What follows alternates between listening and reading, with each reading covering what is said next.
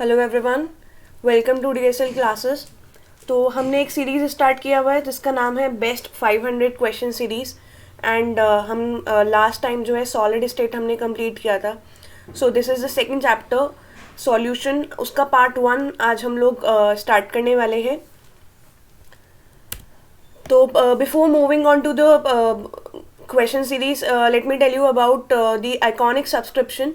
तो अनअकैडमी जो है नई नई चीज़ें लाता रहता है, आप सबको पता ही है ये बात। बहुत क्रिएटिव टीम जो है इनपुट डालती है कि किस तरह से हम लोग बच्चों को हेल्प कर सकें।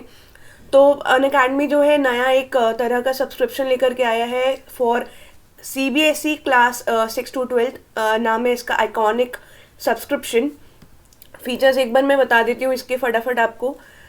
अभी तक ये होता था कि लाइव क्लासेस चलती थी वहाँ पे प्लस पर भी एंड फ्री भी जो क्लासेस हैं, स्पेशल क्लासेस हैं, वो चल रही होती हैं। बट अब क्या है, आपके पास एक अपॉर्चुनिटी है कि आप वन ऑन वन इंट्रैक्शन जो है एजुकेटर के साथ में, एक फैकल्टी के साथ में, उसको आप ले सकते हैं।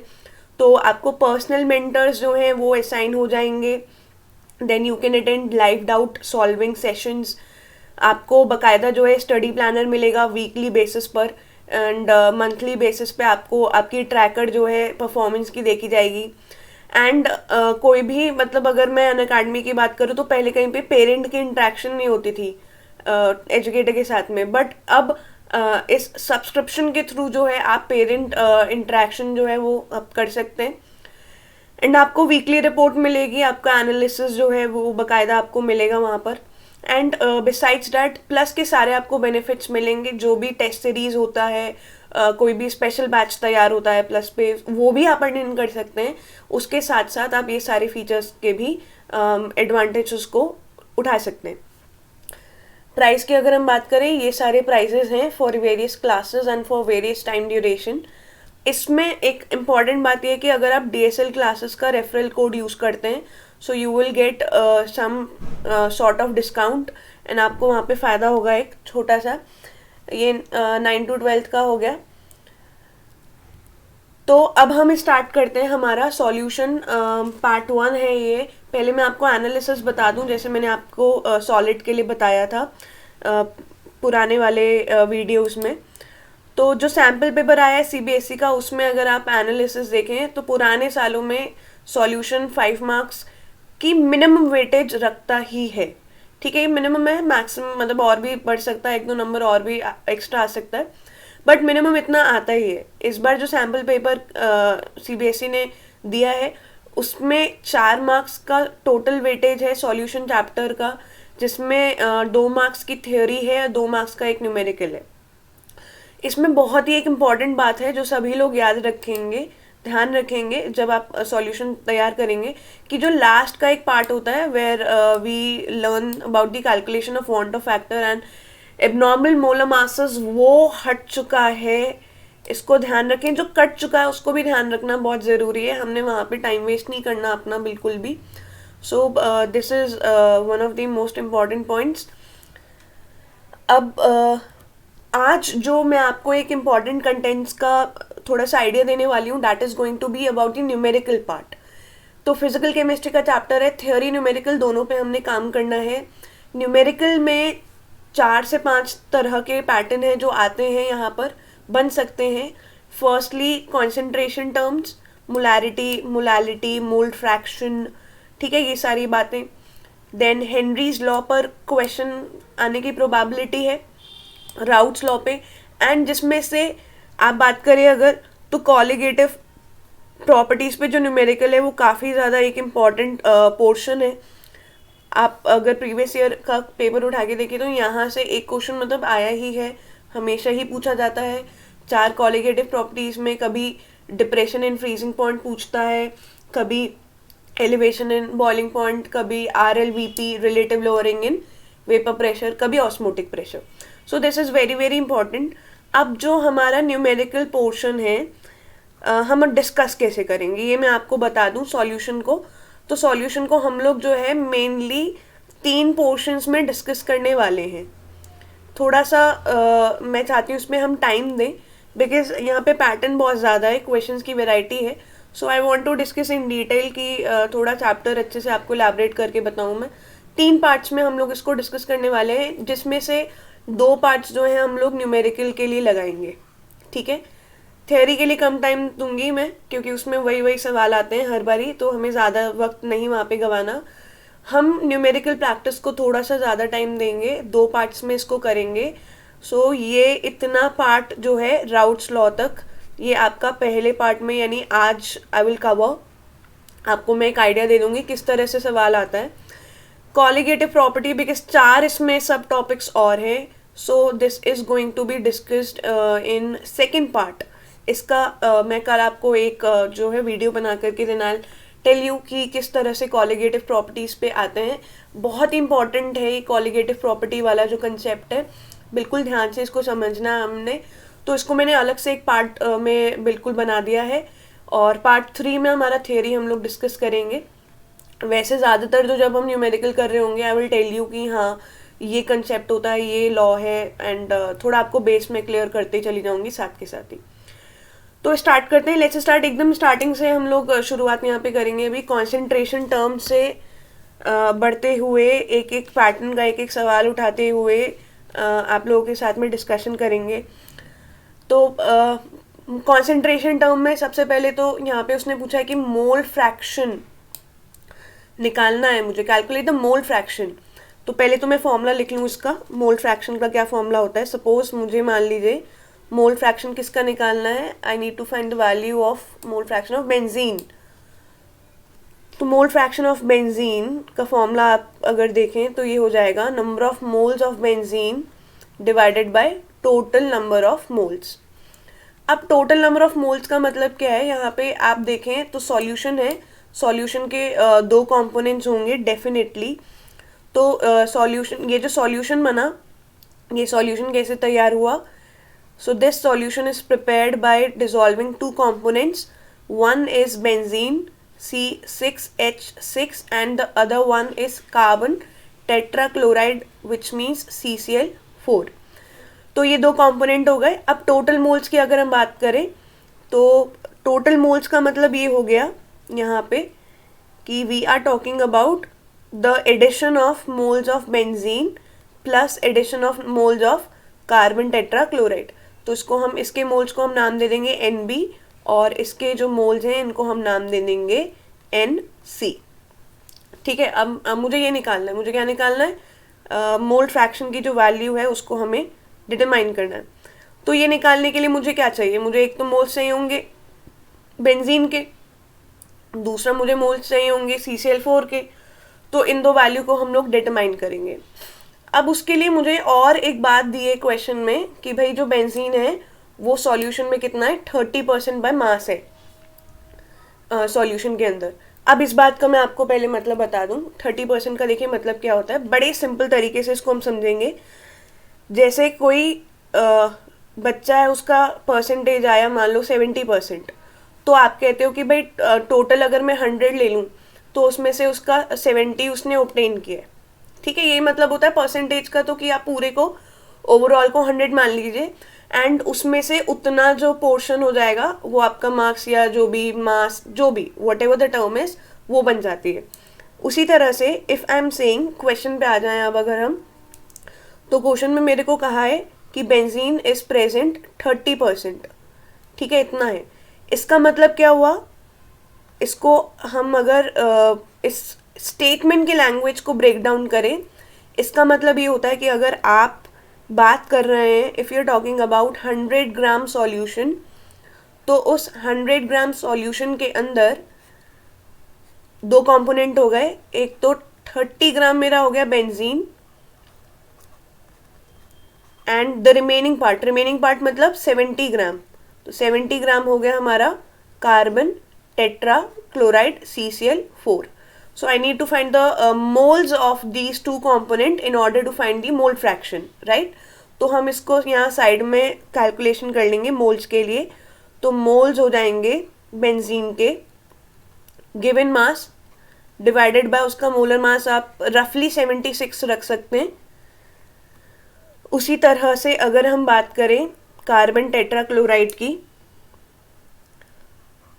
गिवन मास कार्बन टेट्राक्लोराइड का हम 70 मान के चल रहे हैं सॉल्यूशन में। अगर 100 ग्राम सॉल्यूशन है तो उसमें 70 ग्राम आपका CCl4 होता है, जिसमें से रफली इसका अगर आप मोलर मास लें so it will be approximately 154। मैं अप्रॉक्सीमेटली रख रही हूँ, इनको आप वैल्यूज़ को डिटरमाइन कर लेंगे यहाँ से।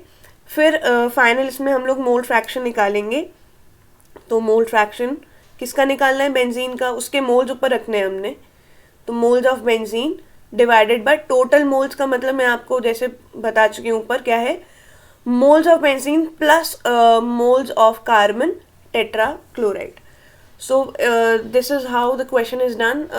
कॉन्सेंट्रेशन टर्म एक बार सारे रिवाइज कर लें, फॉर्मूलेज इनके रिवाइज करेंगे, ऑन डेफिनेशंस को ज़रूर रिवाइज कर लेंगे। मोलैरिटी हो गया, मोलालिटी हो गया, मोल फ्रैक्शन हो गया। एक बार मोल्स के फॉर्मूले को भी रिवाइज करना है, क्योंकि न्यूमेरिकल में मोल जाता है, आपसे मोल का डेफिनेशन तो नहीं पूछेगा, बट हाँ न्यूमेरिकल में जैसे यहाँ पे हमने मोल्स निकाले तो हमने क्या फॉर्मूला यूज़ किया? दोनों के लिए हमने फॉर्मूला यूज़ किया गिवन मास डिवाइडेड बाय उनका मोलर मास। सिमिलरली यहाँ पे कार्बन टेट्राक्लोराइड के लिए उसका गिवन मास डिवाइडेड बाय उसका मोलर मास। तो इस तरह से मोल का एप्लीकेशन आ सकता है मतलब यहाँ पे। तो मोल के फॉर्मूले को एक बार रिवाइज करें। ये कैलकुलेशन आप लोग कर लेंगे, calculation I am leaving up to you guys. So moving on to the next question. पहले क्वेश्चन हम पढ़ेंगे, then I will tell you कि कौन सा यहाँ पे कंसेप्ट लगना है, ठीक है। So the partial pressure of ethane over a solution containing this much gram of ethane is 1 bar, and if the solution contains this much amount of ethane then what shall be the partial pressure of the gas। तो पूछ क्या रहे हैं वो, ये basically उन्होंने कहा कि भाई यहाँ पे दो सॉल्यूशन है, ठीक है। एक हम बोल देते हैं सॉल्यूशन 1, दो सॉल्यूशन बनाए हैं, एक कहा हमने सॉल्यूशन 1 और उसमें ईथेन का हम बात कर रहे हैं कि इतना क्वांटिटी है 6.56 10⁻³ ग्राम, ठीक है, इतनी क्वांटिटी है इथेन की। And the second solution, solution second, उसमें भी इथेन ही है। फ़र्क क्या है दोनों में? डिफरेंसेस की क्वांटिटी की कि जो उसका क्वांटिटी है वो -2 ग्राम 5 × 10⁻² ग्राम है। अब वो कह रहे हैं कि जब आप सॉल्यूशन 1 की बात कर रहे हैं तो वहाँ जो इसका पार्शियल प्रेशर होगा ईथेन का, जो सिर्फ ईथेन से आ रहा है, that is going to be 1 bar which is given in the question, ठीक है। आप ये लाइन देखें तो यहाँ पे ये 1 बार हमें वैल्यू पता है। पूछ क्या रहे हैं वो कह रहे हैं कि भाई जब सॉल्यूशन 2 है, जब आपने क्वांटिटी को बदल दिया, ईथेन के मास को आपने बदल दिया, अब इसका जो पार्शियल वेपर प्रेशर है उसकी वैल्यू को मुझे करना है डिटरमाइन। अब यहाँ पे लग क्या रहा है, पहले तो मैं ये सोचूं यहाँ पे लग क्या रहा है, तभी अकॉर्डिंगली फॉर्मूला भी लगेगा। तो यहाँ लग रहा है हेनरीज लॉ। अब मैं आपको एक बार ब्रीफ में बता देती हूँ हेनरीज लॉ क्या है। हेनरीज लॉ ये कहता है कि जब भी एक गैस को आप किसी एक सॉल्वेंट में डिसॉल्व करते हैं तो उस गैस का जो भी मोल जो भी क्वांटिटी है या सॉल्युबिलिटी भी कह सकते हो आप, जो भी सॉल्युबिलिटी है जो उसमें उस सॉल्वेंट में सॉल्यूशन में प्रेजेंट है, it is directly proportional to its vapour pressure, ठीक है। तो इसको हम न्यूमेरिकली लिख लेंगे इस तरह से कि the vapour pressure of ethane is directly proportional to solubility, ठीक है। Solubility is nothing but the amount of gas which is dissolved in a particular solution, ठीक है। तो सॉल्युबिलिटी क्या है, इससे कंफ्यूज नहीं होना हमने। आप सॉल्युबिलिटी में अमाउंट ले सकते हो, मोल फ्रैक्शन कहेगा तो मोल फ्रैक्शन ले सकते हो, जो भी क्वेश्चन में दिया है आप वो बोल सकते हो उस टर्म को। तो मुझे यहाँ पे ग्राम यानी मास दिया है, अमाउंट दिया है, तो हम उसके अकॉर्डिंगली कर लेंगे। अच्छा, अब अगर मैं यहाँ पे कांस्टेंट यूज़ कर लूँ, एक इक्वल टू लगा दूँ, तो KH is going to be the Henry's constant into हम यहाँ पे ले लेते हैं न्यूमेरिकल के हिसाब से। अगर हम चलें तो हम मास कर लेते हैं सॉल्युबिलिटी के लिए, क्योंकि मास दिया है। अब KH इज हेनरीज कांस्टेंट, और ये आप देखें अगर तो ये तो क्वांटिटी पे डिपेंड करता ही नहीं है, ठीक है, ये क्वांटिटी पे बिल्कुल डिपेंड नहीं करता, ये सिर्फ किस पे डिपेंड करता है, Henry's constant, it only depends upon the nature of gas. So आप अगर इथेन ही रखते हैं दोनों सॉल्यूशन में, जैसे यहाँ पे इथेन है, यहाँ पर भी इथेन है, तो दोनों सॉल्यूशन में हम क्योंकि इथेन रख रहे हैं तो कोई फर्क नहीं पड़ने वाला है, के एच की वैल्यू क्या रहने वाली है, एकदम सेम रहने वाली है। तो देखिए अब हम पहले सॉल्यूशन के लिए हम अपनी इक्वेशन तैयार करेंगे, P1 इक्वल टू के एच इंटू M1।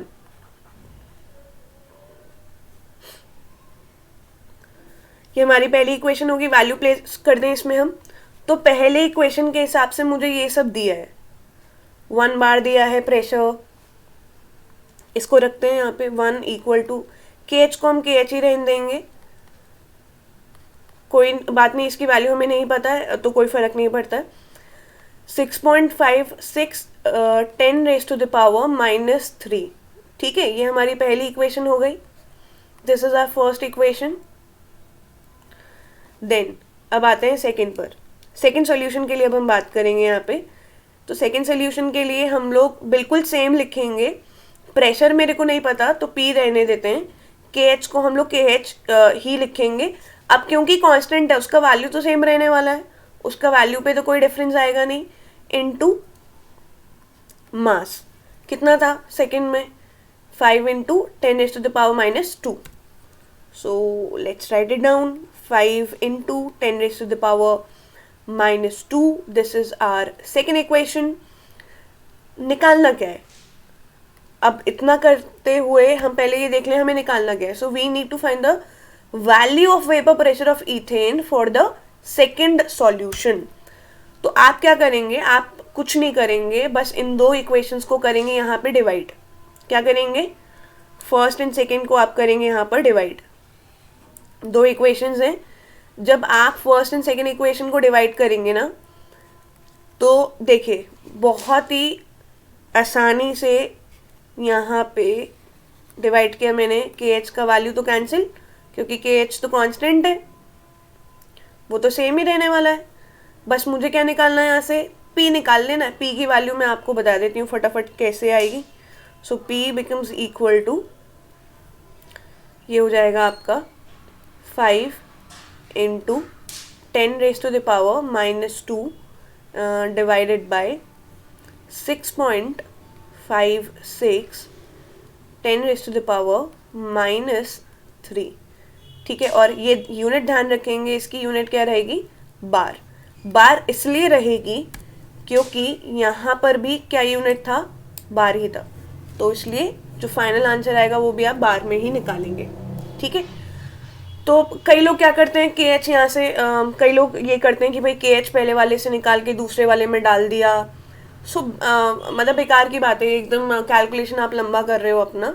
पहले आप के एच ऊपर वाले में निकालोगे, वहाँ कैलकुलेशन करोगे, दूसरे वाले में प्लेस करोगे, फिर वहाँ आप अपना कैलकुलेशन करोगे। So basically you are wasting your time, don't do it. Be smart about the calculations, always be smart about the calculations. कहीं पे आपको लगता है कॉमन टर्म में डिवाइड कर लीजिए, काट दीजिए उनको। कहीं आपको लगता है कि अप्रॉक्सीमेशन की ज़रूरत है, कभी कभार हमें अप्रॉक्सीमेशन से हमारा क्या थोड़ा सिंप्लीफिकेशन हो जाती है, तो वो भी हम कर सकते हैं, ठीक है। सो इस बात का थोड़ा सा ध्यान रखिए, फिजिकल केमिस्ट्री में खास के हमने फंसना नहीं है कहीं पे। हम ऐसा ना हो हम कैलकुलेशन में फंस जाएं, हमने कैलकुलेशन में नहीं फंसना। तो आपको लगता है लेंदी कैलकुलेशन है तो आप उसको कैलकुलेट मत करिए, उसको बिल्कुल वैसे ही लिखिए, ठीक है। नंबर्स को बिल्कुल वैसे ही रहने दीजिए, don't calculate and don't waste your time, बस सब्सटीट्यूट करते रहिए उसको आगे, ठीक है। तो इस तरह से थोड़ा सा सिंप्लीफाइड वर्जन में काम करेंगे हम। नेक्स्ट अब हम आते हैं, हमारा अगला सवाल है, दोस्त एक आइडियल सॉल्यूशन है and this ideal solution is formed by mixing two components, heptane and the other one is octane। साथ में हम लिखते चले जाते हैं दोनों बातों को। एक मेरा सॉल्यूशन है जिसके दो कंपोनेंट हैं, एक हो गया आपका heptane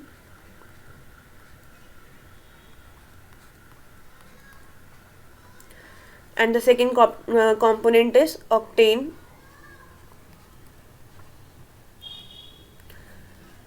The vapor pressure of the two liquid components are this and this respectively. So these are the pure component. ठीक है, अकेला हेप्टेन अकेला ऑक्टेन की बात वो कर रहे हैं यहाँ पे, तो कह रहे हैं the vapour pressure of two liquid component. Pure heptane का लिख लेते हैं हम यहाँ पे. पी नॉट वैल्यू दिया है हमें, P naught H is 105.2 kilo pascal.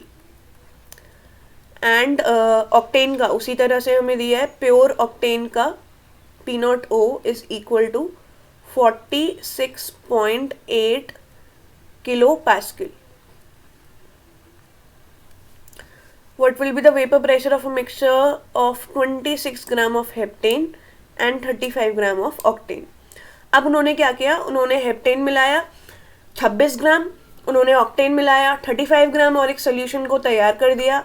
और उस सॉल्यूशन का जो वेपर प्रेशर है, टोटल वेपर प्रेशर है, वो हमसे पूछ रहे हैं. अब पहले तो हम ये जान लेते हैं यहाँ पे लग क्या रहा है. तो यहाँ पे लग रहा है राउट्स लॉ. मैंने आपको कहा था मैं एक एक कंसेप्ट पे आपको एक एक क्वेश्चन बताने वाली हूँ. आपका कंसेप्ट भी रिवाइज हो जाएगा एंड लगे ही हाथ आप जो है न्यूमेरिकल करना भी सीख जाएंगे. सो this is a pure concept of routes law. Routes law कहता है कि भाई एक सोल्यूशन जब आपने बनाया और उस सॉल्यूशन में 2-4 वॉलेटाइल कंपोनेंट मिलाए, तो उस सॉल्यूशन का जो वेपर प्रेशर होने वाला है that is going to be the summation of vapour pressure values of the two volatile component. But यहाँ पे एक बहुत ही ध्यान वाली बात आपने रखनी है कि we have to consider their masses also. तो प्रॉपर जो राउट्स लॉ का एक्सप्रेशन है वो क्या बनता है कि आप दो यहाँ पे कंपोनेंट है, एक हेप्टेन एक ऑक्टेन. तो फॉर्मूला जो है यहाँ पे हम लोग यूज करने वाले हैं कि mole fraction of heptane into its pressure value pure component वाला plus the mole fraction of octane into its pressure value pure component वाला. ठीक है, तो मुझे ये तो पता है, मुझे ये नोन है यहाँ पर. पी नॉट एच मुझे नोन है एंड पी नॉट ओ भी मुझे नोन है. हमें करना क्या है, हमें ये निकालना है, मुझे मोल फ्रैक्शन निकालना है दोनों का, हेप्टेन का भी ऑक्टेन का भी. चलो अब मोल फ्रैक्शन निकालेंगे. तो मोल फ्रैक्शन हेप्टेन का निकालने के लिए मुझे क्या क्या चाहिए होगा, मुझे चाहिए मोल्स हेप्टेन के. ठीक है भाई, साथ ही में मुझे चाहिए टोटल मोल्स यानी ऑक्टेन प्लस हेप्टेन के मोल. अब मुझे मोल्स भी निकालना पड़ेगा, ये थोड़ा सा लेंदी क्वेश्चन है.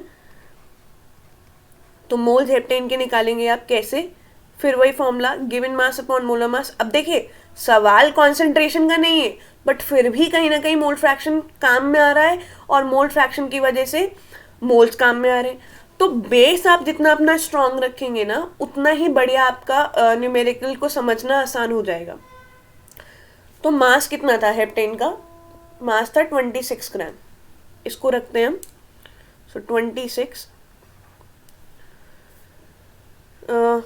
मोल्स ऑक्टेन के अगर मैं देखूं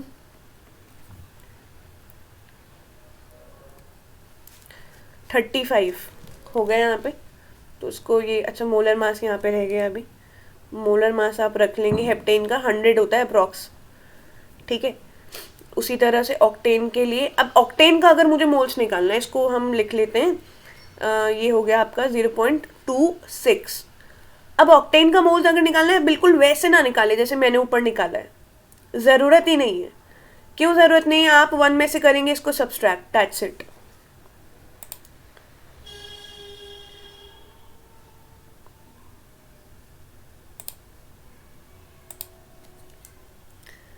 इसको आप बस 1 में से माइनस कर दें तो 1 ये हो जाएगा आपका 1 माइनस 0.26. ठीक है, इतना हम आसानी से कर लेंगे इसको.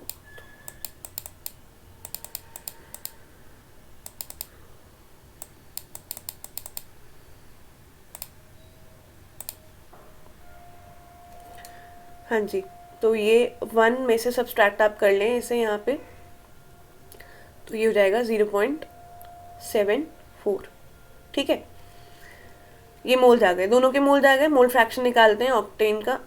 अच्छा एक second, I am very very sorry, ये थोड़ा सा, हाँ यहाँ पे गड़बड़ हो गया है। ये मोल फ्रैक्शन के लिए हम करेंगे, मोल्स के लिए हम नहीं करेंगे ऐसा।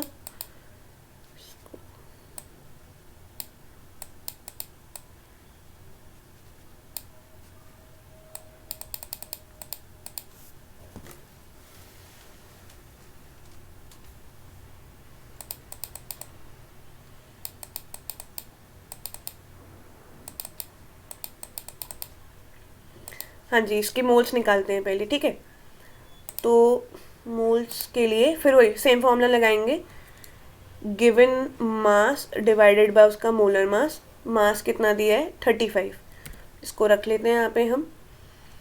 तो ये हो गया 35 डिवाइडेड बाय 1, उसका मोलर मास, ऑक्टेन का मोलर मास 114.23, ठीक है। इसको हम कैलकुलेट कर लेंगे। तो आप इस तरह से जो है यहाँ पे दोनों वैल्यूज मैंने निकाल लिए हैं, moles of heptane and octane. तो ये दो वैल्यू निकाल लिए, इन दोनों को आप यहाँ ऊपर प्लेस करें मोल फ्रैक्शन के लिए। हेप्टेन का मोल फ्रैक्शन आएगा। देन अब मोल फ्रैक्शन अगर मुझे ऑक्टेन का चाहिए तो वो कैसे हम निकालें, वो हम निकालेंगे 1 minus mole fraction of heptane, ठीक है। तो आपके पास दोनों टर्म आ गई इस तरह से, ये भी आ गया, ऑक्टेन का मोल फ्रैक्शन भी आ गया, हेप्टेन का मोल फ्रैक्शन भी आ गया। फिर हम इस वाले फॉर्मूले में दोनों को प्लेस करेंगे, यहाँ पे प्लेस करेंगे। अब मुझे ये भी पता है, मुझे ये भी पता है, ये भी क्वेश्चन में दिया है, ये भी क्वेश्चन में दिया है, इसको आप निकालेंगे। इसकी जो भी वैल्यू आएगी इसको करेंगे आप यहाँ पे कैलकुलेट। एंड इसका यूनिट मैं आपको बता देती हूँ, इसका यूनिट जो है आगे लिखा जाएगा किलो पैस्कल। क्यों लिखा जाएगा kilo Pascal? Because pure component के जो प्रेशर वैल्यू मुझे गिवन थे वो किस में गिवन थे, किलो पैस्कल में गिवन थे। तो जो फाइनल सोल्यूशन का आप वेपर प्रेशर निकालेंगे वो भी किलो पैस्कल में ही आएगा, ठीक है। कैलकुलेशन आप करके देखेंगे खुद से एक बारी। I am just telling you the concept, और जो मेथडोलॉजी है क्या लगना है, कैसे लगना है, स्टेप बाय स्टेप कैसे होगा, वो मैं आपको करना सिखा रही हूँ। चलते हैं अगले सवाल पर। अब नेक्स्ट क्वेश्चन हमारा है कि एक मेरा नॉन वॉलेटाइल सॉल्यूट है जिसका मास हमने निकालना है। तो इसको साथ साथ में लिख लूँ कि we need to find the value of mass of solute. हमें ये फाइंड आउट करना है जिसका मॉलिक्यूलर मास मुझे पता है। ये अच्छी बात है, यहाँ पे एक मॉलिक्यूलर मास जो है वो नोन है। सो मोलर मास या मॉलिक्यूलर मास कुछ भी बोल लीजिए, 40 ग्राम पर मोल, ये मुझे पता है। वो कह रहे हैं कि calculate the mass of a non volatile solute जिसका मोलर मास दिया है, that should be dissolved in 114 gram of octane to reduce its pressure to 80%, ठीक है। तो इसका मतलब मैं आपको समझा देती हूँ एक बारी, इसका मतलब क्या है। 114 ग्राम ऑक्टेन जो है वो मेरा सॉल्वेंट है, ऑक्टेन सॉल्वेंट है। एंड इसका मास मेरे को पता है, इसका मास है 114 ग्राम, ठीक है। अब वो कह रहे हैं कि ऑक्टेन का जो प्रेशर है वो कम हो गया है, 80% कम हो गया है। अब अगर मैं प्योर ऑक्टेन की बात करूं, प्योर ऑक्टेन की अगर मैं बात करूं और उसको मैं एज्यूम कर लूं कि प्योर ऑक्टेन का जो वेपर प्रेशर है वो मान लीजिए 180 m होता है, ठीक है। तो 80% से रिड्यूस होने का मतलब क्या हुआ, रिड्यूस इट्स प्रेशर टू 80%, ठीक है। तो इसका मतलब ये हो गया कि जो फाइनल सॉल्यूशन है उसके प्रेशर की अगर आप बात करेंगे, so it is going to be 0.8 atm, इतना होने वाला है।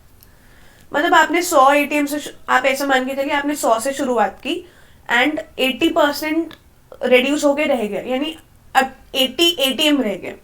आपने 1 atm से शुरुआत की, 0.8 atm हो गया, ये मतलब है इस बात का, ठीक है। अब क्वेश्चन का लैंग्वेज एक बार मैं आपको एक्सप्लेन करूं फटाफट। तो उन्होंने कहा एक प्योर ऑक्टेन था जिसमें 114 ग्राम था। अब उसी में मैंने क्या किया, एक सॉल्यूट है वो डाल दिया उठा करके, और एक सॉल्यूशन जो है तैयार कर दिया। तो उस सॉल्यूशन का अब जो प्रेशर है वो 80% हो जाता है और कम हो जाता है। आप जानते हैं जब एक सॉल्यूट डलता है एक सॉल्वेंट के अंदर तो उसकी वेपर प्रेशर वैल्यू कम हो जाती है। कितनी कम हो जाती है, उन्होंने कहा कि घट के 80% हो जाता है। तो अगर आप 1 atm से प्योर कंपोनेंट का स्टार्ट कर रहे हैं तो फाइनल जो सोल्यूशन होगा उसका 0.8 atm आप उठाएंगे। 80% का ये मतलब हो गया यहाँ पर। what we need to find is we need to find the mass of solute। अब आपको कुछ कुछ समझ में आ रहा होगा कि यहाँ पे लग क्या रहा है। यहाँ पे लग रहा है relative lowering in vapour pressure. ठीक है भाई, RLVP जो है यहाँ पे ये कंसेप्ट लग रहा है, उसको अब देखिए कैसे सॉल्व करेंगे। तो फॉर्मूला लगाते हैं हम RLVP का। तो ये हमारी लोअरिंग हो गई वेपर प्रेशर में प्योर कंपोनेंट से थोड़ा सा वेपर प्रेशर कम हो जाएगा। रिलेटिव का मतलब कि हम किसी के रिस्पेक्ट में निकाल रहे हैं and that particular term is equal to the mole fraction of solute. ठीक है भाई, अब मोल फ्रैक्शन को मैं और थोड़ा सा बाइफिकेट करके लिख रही हूँ। इसको आप लिख लीजिए, इसको अप्रॉक्सीमेटली हम जो है लिख लेंगे, इसको अप्रॉक्सीमेटली लिख लीजिए। ये हो जाएगा मोल्स ऑफ सॉल्यूट। हमारे यहाँ पे अननोन है तो उसको हम यही रहने देते हैं, सॉल्यूट ही रहने देते हैं, plus divided by moles of solute and plus solvent कौन है यहाँ पे, ऑक्टेन, तो मोल्स ऑफ ऑक्टेन। ये हो गया। अब मुझे चाहिए क्या, मेरा काम कहाँ से होगा। तो पहली चीज तो ये कि इसको ना आप अप्रॉक्सीमेटली इसको आप लिख लें मोल्स ऑफ ऑक्टेन, क्योंकि सब बात जानते हैं जब एक सॉल्वेंट तैयार होता है तो सॉल्वेंट एक सोल्यूशन तैयार होता है तो सॉल्यूशन के अंदर जो सॉल्यूट की क्वांटिटी है वो कम रहती है, सॉल्वेंट का क्वांटिटी काफी ज्यादा होता है, जिस वजह से आप सॉल्यूट के मोल्स जो होंगे कम होंगे, उसको आप वहां से नेग्लेक्ट कर लेंगे और सॉल्वेंट के मोल्स को ही वहां पे रहने देंगे। तो ये हो गया moles of solute divided by moles of octane. ठीक है, अब मुझे इस पूरे टर्म में क्या क्या पता है, क्या क्या अननोन है, पहले तो उसकी बात करते हैं। तो पी नॉट से शुरुआत करते हैं। पी नॉट पता है क्या हमें? जी बिल्कुल, हमें पता है 1 atm हमने माना था पी नॉट उसका। क्या हमें पी एस पता है? देखो, हाँ जी बिल्कुल 0.8 atm। तो ये लाइन थी 80% वाली जिससे मैंने ये दोनों डिटेल्स निकाल लिए थे। तो मुझे यहाँ पे पी नॉट नोन है and I also know the value of P S, so this is also known to us. अब आते हैं इस पे, क्या मुझे सॉल्यूट के मोल्स पता है? नहीं। क्यों नहीं पता? क्योंकि मुझे उसका मास नहीं पता, तो ये अननोन है। ठीक है, अब क्या मुझे ऑक्टेन के मोल्स पता है? तो डायरेक्टली तो मुझे पता नहीं है, लेकिन हम निकाल जरूर सकते हैं। अब वो कैसे निकालेंगे? Moles of octane given mass divided by उसका मोलर मास। अभी हमने पीछे मोलर मास एक जगह पे यूज भी किया है, ये देखिए 114.23 है ना, तो इसको यहाँ पे रख लेते हैं हम 114.23। इसको आप अप्रॉक्सीमेटली 1 ही मान लें, क्योंकि ये 0.23 अगर मैं हटा दूं तो ये रफली मतलब 0.9 के अप्रॉक्स आने वाला है, जिसको मैंने अप्रॉक्सीमेटली 1 मान लिया। तो ऑक्टेन के मोल्स पता है, यानी अब मुझे पता है, पहले नहीं पता थे वो मैंने निकालने हैं, ये मुझे पता है। सो मुझे निकालना क्या है यहाँ पे? बस हम निकाल लेंगे ये सॉल्यूट के मोल्स। ठीक है, और सॉल्यूट के मोल्स जैसे ही आपको पता चल जाएंगे तो आप यहाँ पे weight of solute divided by उसका मोलर मास ये रखेंगे। अब मुझे वेट ऑफ सॉल्यूट तो पता नहीं, उसको मानेंगे हम x। Molar mass of solute हम बिल्कुल जानते हैं एंड ये कितना है? दिस इज 40 ग्राम। ठीक है, तो ये हमारा फाइनल सोल्यूशन हो गया। एक बार मैं आपको बता दूं क्या किया मैंने। पी नॉट पता था, पी एस भी पता था, ऑक्टेन के मोल्स हमने निकाल दिए थे, सॉल्यूट के मोल्स आप यहाँ से कैलकुलेट करेंगे, और जब आप कैलकुलेट कर लें तो यहाँ से ये चीज़ कैलकुलेट करने के बाद डालेंगे यहाँ इस वाले एक्सप्रेशन में, and what we need is we need the value of x। सो हमारा x जो भी आएगा यही हमारा क्या हो जाएगा? यहाँ पर आंसर बन जाएगा। ठीक है, so this was all about the chapter solution. Part 1 है ये। अभी अगले हम इसमें जब आएंगे तो हम न्यूमेरिकल थोड़ा सा और प्रैक्टिस करेंगे, क्योंकि कॉलिगेटिव प्रॉपर्टी अभी बाकी है। हमने एक ही कॉलिगेटिव प्रॉपर्टी आज RLVP वाला देखा है, 3 और बाकी है। एंड देन उसके बाद आपका एक पार्ट 3 थ्योरी वाला जो क्वेश्चन है उसके बारे में हम लोग डिस्कस करने वाले हैं। ठीक है, सो दैट्स इट। आज के लिए इतना बहुत है। Thank you so much. आपसे मिलते हैं अगले वीडियो में।